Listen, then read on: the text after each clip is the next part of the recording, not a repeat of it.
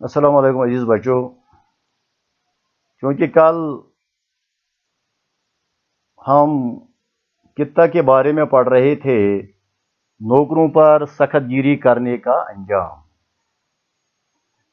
तो कल इसका अधूरा हिस्सा जो रह गया है इस कित्ता का, आज इंशाअल्लाह मैं उसकी तशरीह आप तक पहुंचाऊंगा। उम्मीद है कि आप इसको अच्छी तरह से पढ़ें, सुनें और अपनी कॉपी पर नोट करते रहें। और दूसरी बात यह है कि अल्हम्दुलिल्लाह हमने उर्दू का ये सिलेबस जो था 100% हमने इसको मुकम्मल किया। अब आपसे यही तवक्का है कि आप इसको अच्छी तरह से कॉपी पर नोट करते रहें और याद करते रहें और इम्तिहान की तैयारी करें और अल्लाह से दुआ करें कि वो हमें इस मारा मारी से नजात दें और हम इंशाअल्लाह अल्लाह हमें ये तौफीक दे कि हम क्लासों में बिलमुशाफा अपने दुरूस को का इआदा करें। तो कल जहाँ से हमने ख़त्म किया था, गर रियायत का कभी होता था कोई खास्तगार, जहर के पीता था घूंट आखिर बजाय अंगबीन। तो यहाँ पर हमने कल ख़त्म किया, आज उससे आगे हम जा रहे हैं। हुक्म होता था शराइत नामा दिखलाओ हमें, ताकि ये ताकि ये दरख्वास्त देखें वाजिबी है या नहीं। कहते हैं अल्ताफ हुसैन हाली, कभी कभी नौकरों को किसी मजबूरी की वजह से अपने मालिक से कुछ मदद की तलब होती थी। तो जब वो अपने मालिक से कहते हैं कि हमें कुछ इजाफा, हमारी कुछ दादरसी की जाए, तो मालिक उनसे कहता था कि ज़रा आप वो शरायतनामा निकालिए जिस शरायतनामा के रूह से आपने नौकरी हासिल की थी, उसमें ये चीज़ें दर्ज हैं या नहीं। तो मालिक उसी वक्त हुक्म देता है कि वो शरायतनामा दिखाओ, ताकि मैं उसमें देखूं कि ये तुम्हारी मांग वहां दर्ज है या नहीं और तुम्हारी दरखास्त वाजिब है या नहीं। यानी जो आप मुझसे मांग रहे हैं, तलबगार हैं, उस शरायतनामा में ये बात लिखी हुई है या नहीं है। वहां सवा तनख्वाह के, वहां सिवाई तनख्वाह के था जिसका आका जिम्मेदार, थे कुरें जितनी वो सारी नौकरों के जिम्मा थे।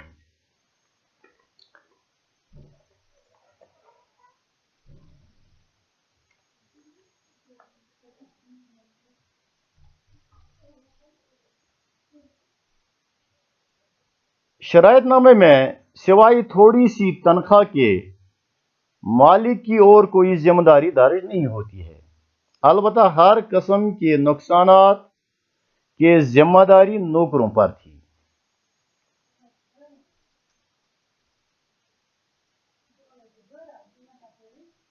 देखकर कागज को हो जाते थे नौकर लाजवाब, थे मगर वो सब के सब आका के मारे आस्तीन। मारे आस्तीन कहते हैं छुपा हुआ दुश्मन। तो शायर फरमाते हैं कि जब उस शरायतनामा को निकाला जाता है, देखा जाता है, तो नौकर बेचारा लाजवाब होता है। यानी नौकर वो कागज देखकर लाजवाब हो जाते थे, उन्हें अपने मालिक से नफरत हो जाती थी और वो दिल ही दिल में उसकी दुश्मनी पा लेते थे। यानी अब वो अपने मालिक के वफादार हमदर्द नहीं रहते थे, क्योंकि वो मालिक की किसी हमदर्दी से फैज़याब नहीं होते। अब वो उल्टा मालिक के मारे आस्तीन ही बन जाते हैं। तो एक दिन आका था एक मुंहजोर घोड़े पे सवार। एक दिन आका था एक मुंहजोर घोड़े पर सवार, تھک گئے جب زور کرتے کرتے دست نازنی. تو اللہ کا کرنا تھا، ایک دن یہ مالک اپنے تیز رفتار گھوڑے پر سوار تھا. جب وہ گھوڑے پر سوار ہو گیا تو گھوڑا بے قابو ہو گیا.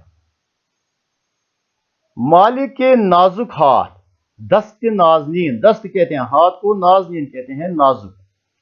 تو مالک کے نازک ہاتھ لگام کھینچ کھینچ کر تھک گئے جب زور کرتے کرتے دست نازنین. دفتن قابو سے باہر ہو کے بھاگا رہوار، اور گرا اسوار صدر زین سے بالائے زمین. دفتن کہتے ہیں اچانک، دفتن کہتے ہیں اچانک. رہوار کہتے ہیں تیز چلنے والا گھوڑا. صدر زین کہتے ہیں زین کی بلندی، یعنی وہ زین کلاوا جس کو کہتے ہیں، جس پر سوار بیٹھا ہوا ہوتا ہے، تو اس کو کہتے ہیں زین، صدر زین. بالائی زمین یعنی زمین پر. تو اچانک مالک کا گھوڑا اسے بے قابو ہوتا ہے. مالک اپنے آپ کو سنبھال نہ پایا اور گھوڑے کی زین سے زمین کی طرف گر پڑا.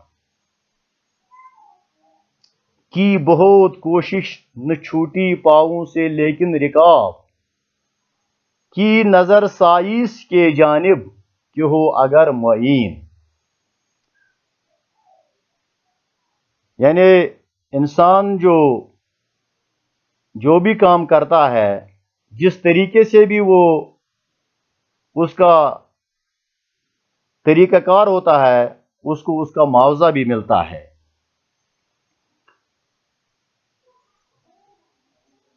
کی بہت کوشش نہ چھوٹی پاؤں سے لیکن رکاب. تو جب گھوڑا اس کے دسترس سے اس سے بے قابو ہو گیا تو اس نے بہت کوشش کی، لیکن سائس کہتے ہیں گھوڑا چلانے والے، معین کہتے ہیں مددگار. کی بہت کوشش نہ چھوٹی پاؤں سے لیکن رکاب. رکاب کہتے ہیں وہ چیز جس میں گھوڑ سوار اپنا پاؤں رکھتا ہے، اس کو رکاب کہتے ہیں.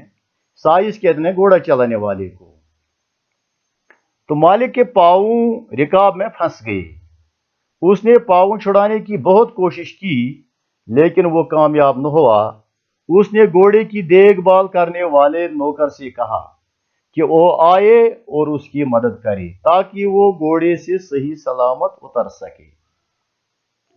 تھا مگر سائس ایسا سنگ دل اور بے وفا، دیکھتا تھا اور ٹس سے مس نہ ہوتا تھا لعین. سائس کہتے ہیں گھوڑا چلانے والے کو، لعین کہتے ہیں شیطان کو پھٹکارا ہوا.